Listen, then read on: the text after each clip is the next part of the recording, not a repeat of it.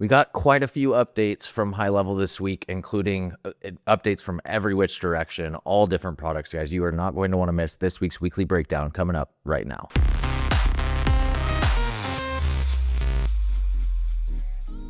All right, guys, like I said, we've got a lot of different updates to get through, so I'm going to jump through these as quickly as possible. As always, we are narrowing these down to only the updates that are pertinent to the mortgage industry.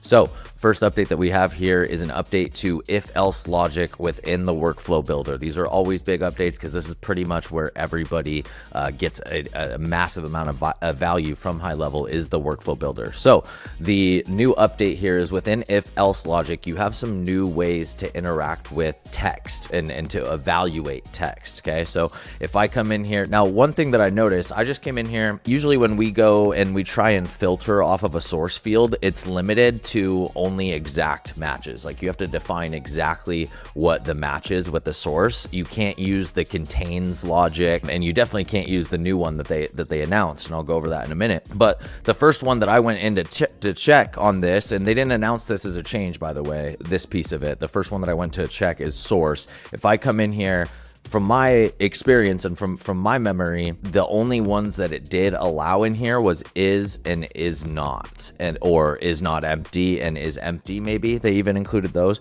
but they definitely did not include contains and does not contains. And source was just one of these weird fields that for some reason we weren't able to evaluate in the same way that we were able to evaluate all the other text fields. Well, whatever this change that they implemented in, right, what they say the change is this is any of or is none of. So what this allows you to do is be able to say like is any of Google ads, comma, space, Facebook ads. And now it's actually going to evaluate each one of those, which is really, really cool. But again, to me, the bigger deal is that now with source, I'm able to evaluate contains and does not contains, which is not even something that they announced, but it's just something that I wanted to check out as part of this. So either way, they're expanding the ways that you can interact and evaluate text in the if else portion of the workflow builder. So if this doesn't make any sense to you, don't worry about it. I know that there's going to be a couple of you that are like, let me go in and check and see if this frees up to do what I was trying to do before. And so that's really what this one is for those of you guys that are in that position where you've tried to evaluate text and for some reason it's more constrictive,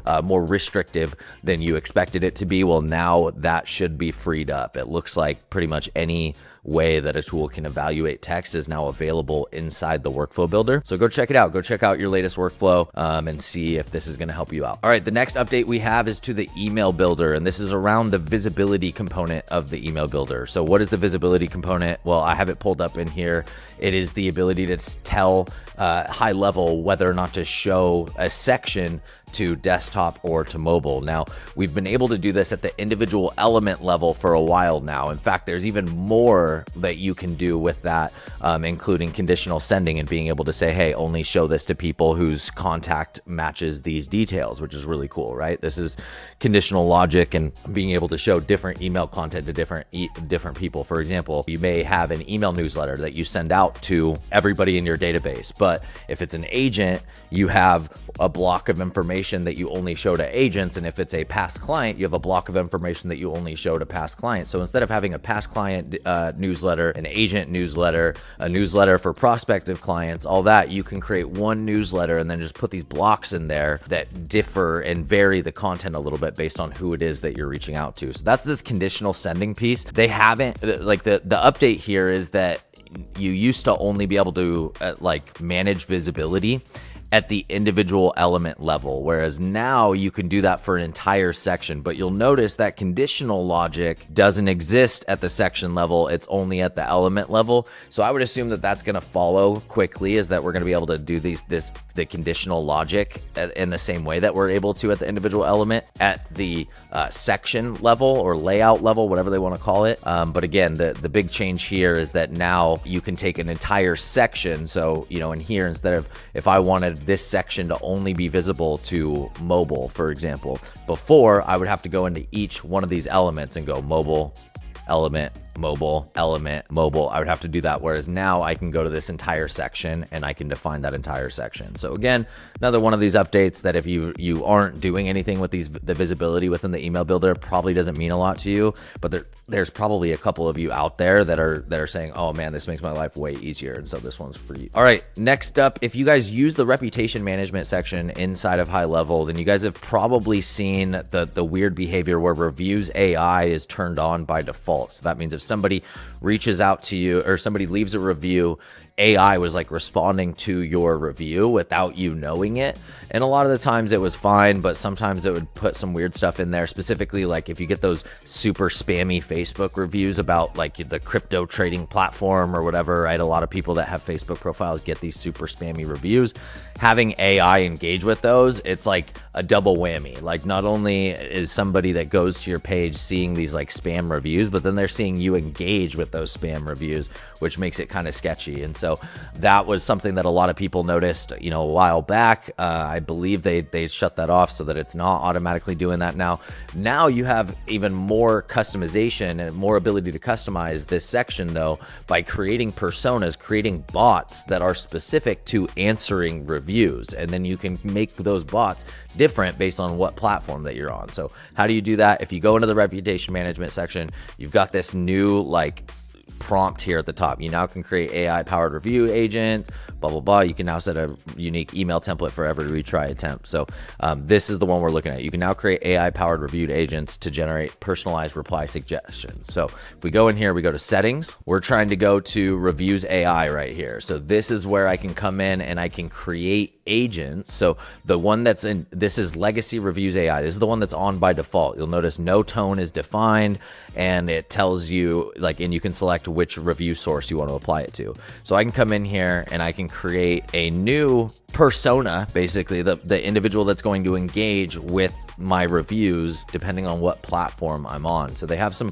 pre-built ones in here. I haven't looked a ton through these, so check these out and yeah, select one of these, give them a shot and see if you can get AI to engage with your reviews and have that be something that's beneficial for you as opposed to an annoyance. So I think it's a pretty cool functionality, especially if you're getting a high volume of reviews. If you can program your bot to just cordially and briefly thank for the review and invite them to come back when they have more mortgage related issues or whatever it is, right? If you could do something to really simplify the engagement there and not make it seem spammy or fake or, you know, whatever, then I think that this is going to save some people some time. But in general, I think loan officers just need to focus on getting more reviews as a whole and maybe not worry so much about the automation on the back end. But hey, that's just me. What do I know? All right, next up, a really, really exciting update. This is awesome. This is something that has to be enabled in labs. So if you go to conversations and your screen doesn't look like this, minus the blurred details, right? Obviously yours isn't going to be blurred out. But if your interface doesn't look like this, then you need to turn it on in labs. It changes the entire conversation interface by doing this. I mean, like this whole section over here is brand new, the way of interacting with the conversations in here. So if you're not quite ready for that, then don't turn this on. But if you want to give that a shot, go in there, go into labs, turn on internal chat. And now you have the ability to come in here. I think I sent a test one. Yeah, so I've got a test chat over here with Kimberly. Like this is a chat, right? I can add users to my chat. These are all users that are inside your HighLevel account. So really cool, really great way to be able to interact with your loan team while you guys are working on loans together, or you know, whatever it is, whatever that use case is. Maybe you have agents inside your account that you want to be able to interact with. Lots of different use cases for this. Check out the internal chat function inside of Labs, enable it, and then go check out your new conversations interface. All right, next up, an update to the membership section. Now closed captioning and subtitles is supported inside the membership section. So this is really cool. A little bit delayed in my opinion. This is something that probably should have been available for a while. This is not like automatic subtitling and captioning. This is the ability in the back end to come in here and upload your subtitles. So if you get a SRT file, the subtitle file, you can upload it. And as long as it has the timestamps that match your video, then now from then on you have subtitles inside your course videos, your course content. So definitely check this out. If you have course content, then it's not a bad idea to create a transcript of that and upload those. I know we will be doing that. But yeah, closed captioning inside the membership area. Check it out. All right, next up, an update to the social planner. We now have a link shortener in the social planner. So fair warning, I have seen a couple posts that say this link shortener is not actually shortening my links because it uses the links that you have set up at the sub account level. So if you have your, for example, like our links, I'll say links.empowerlo.com because we have that defined at the sub account level. But if you were to go in, you can do that too. So if you have a sub account, even with Empower, you can come in and you say, I want these links to actually say links.abcmortgage.com or whatever it is. So the thing is that doesn't actually shorten the URL sometimes, right? If I come in here and I say, hey, I want to go to, let's say I want to go to empowerlo.com, all right, empowerlo.com. And then I say, all right, UTM campaign, add a campaign. I'm going to call it organic social. Oh, I have to add the name of the link, empowerlo organic social. Oh, it doesn't look like it lets me adjust these for some reason. That's not working very well. And then let me see, generate and insert link. And what does that do for the link? Yeah, I don't know. Oh, there we go. Here's a test here. And then it puts the link down here. There we go. Now we can see the link. Notice I put in empowerlo.com. Shortening, you would think would actually shorten it, right? It extended it. Why? Because my URL is longer than the URL that I was trying to put in here. So be cautious with this. Don't expect it to be like ready for prime time right now. If you have a really long link, then by all means use this. But if not, it's probably not going to shorten your link all that much. So just stay tuned. This feature will be better, I guarantee it. But for right now, it's kind of take it or leave it. All right, next up, we've got a couple updates to the blog section. Now, we don't do a ton with the blog, so I don't have a lot to say around this. There's a little bit of an update to like how you can manage how the cover photo shows up and the author details and stuff like that. But again, we're not doing a ton with this. The other update that they shared is RSS and the interface for managing your RSS feed. So again, not something that a lot of people are messing around with, but I do have a couple clients that use the RSS feed functionality. You just have a little bit different UI as far as how you can interact with this, how you can limit the number of posts that are showing up in your feed, etc. So if you have any questions on this specifically, I'm not going to dive too deep in it. Reach out to me personally. I would love to know who's using the RSS feed, who's using a blog in HighLevel. I would love to learn more about it and what your experience has been like. But for right now, I don't know a ton of you guys in that spot. So this is as far as I'm going to dive into it. Know that HighLevel does have a blog functionality. It does, like I've heard from SEO experts, there's no difference between running this on HighLevel versus running a WordPress site. You know, there's a lot of people in the beginning that thought that SEO was going to be an issue with HighLevel sites, and that is not the case. So I'm definitely not trying to discourage anybody from checking this out. If you have a blog, check out HighLevel as the place to host your blog.